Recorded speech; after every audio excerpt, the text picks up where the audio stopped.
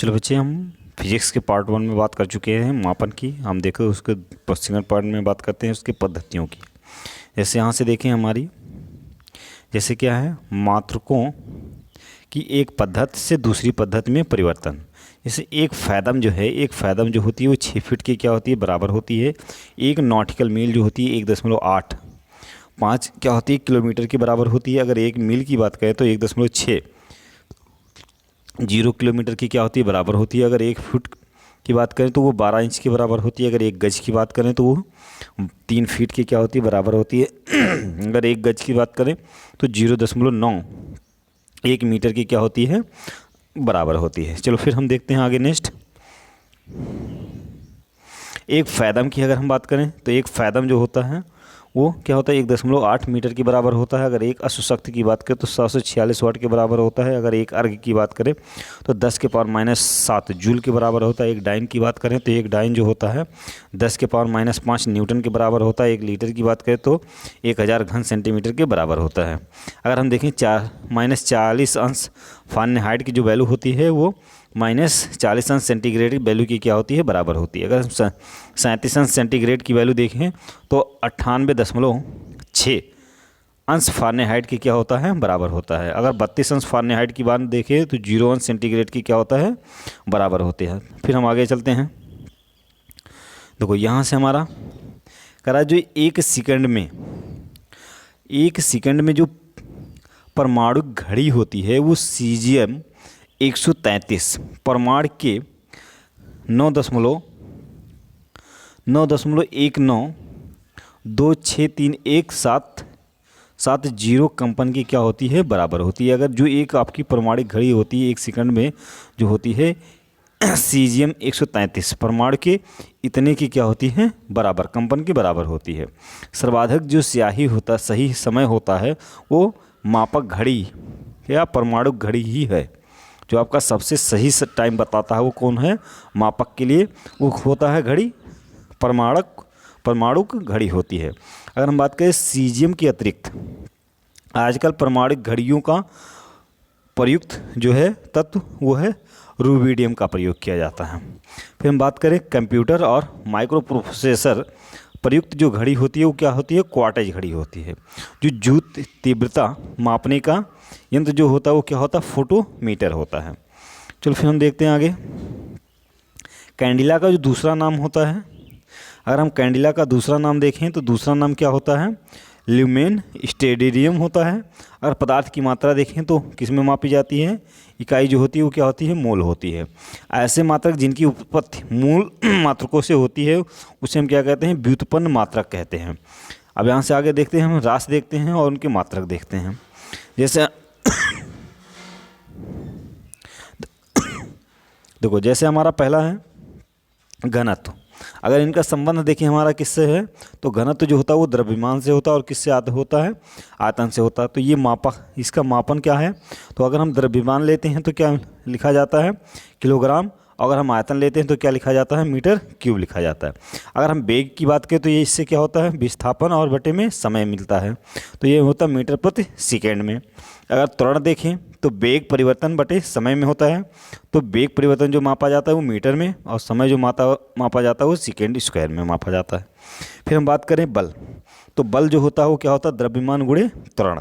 ये हमारा मापा जाता है किस में, किलोमीटर प्रति सेकेंड स्क्वायर, या इसी को हम न्यूटन भी कह सकते हैं, न्यूटन। फिर हम देखो अगर शक्ति की बात करें तो देखो हमारी जो शक्ति होती है, शक्ति की जो मापक होती है वो होती है जूल प्रति सेकेंड या वाट होती है। और इसकी जो इसकी क्या होती है, भौतिक राशि होती है वो क्या होती है, कार्य बटे समय होता है। फिर हम देखते हैं संवेग। संवेग का जो कार्य इकाई होती है वो क्या होती है, द्रव्यमान गुणे वेग। और अगर इसका मापक देखें तो क्या होता है, किलोमीटर प्रति सेकेंड होता है। गतिज ऊर्जा जो होती है 1/2 द्रव्यमान इंटू वेग स्क्वायर, और यहाँ से हमारा किलोग्राम मीटर स्क्वायर और बट्टे में सेकेंड स्क्वायर। अगर स्थितिज ऊर्जा की बात करें तो द्रव्यमान गुणे गुरुत्वीय त्वरण, और इसका जो मापक होता है वो होगा कितना, किलोमीटर स्क्वायर और बटे में सेकेंड स्क्वायर।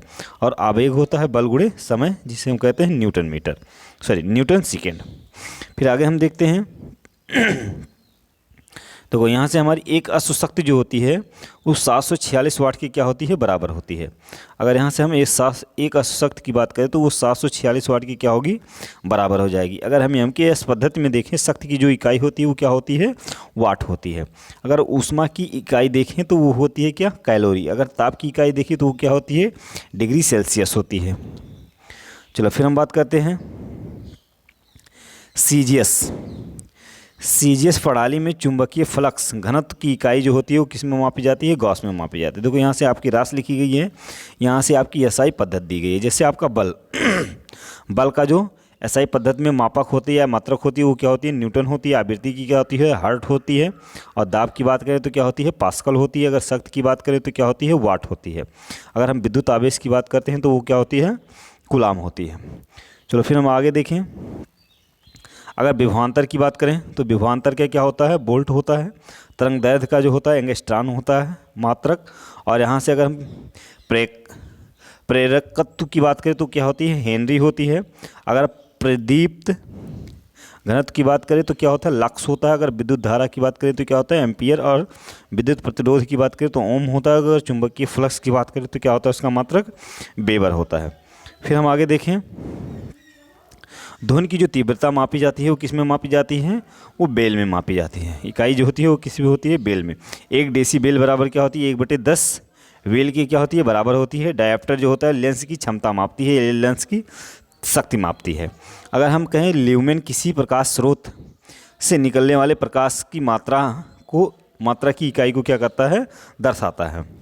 चलो हम फिर बात करते हैं अदिश राशि और सदिश राशि। देखो हम पहले बात करते हैं क्या, अदिश राशि।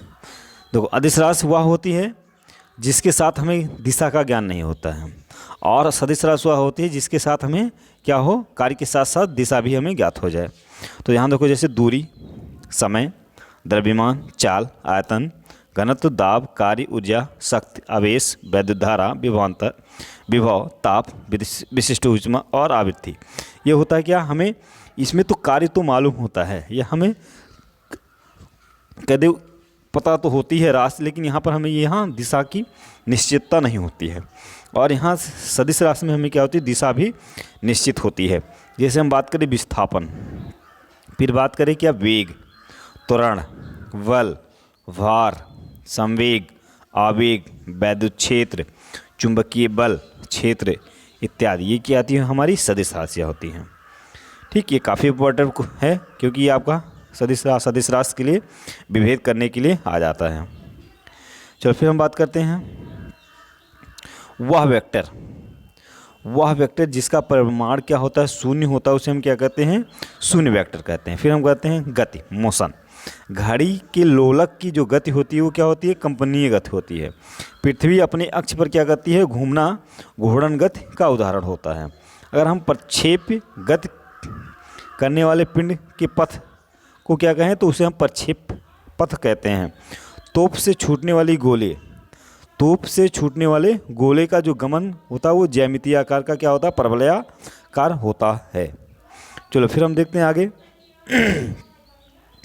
अगर यहाँ से हम लंबी कूद की बात करें तो जो लंबी कूद करने वाले खिलाड़ी होते हैं वो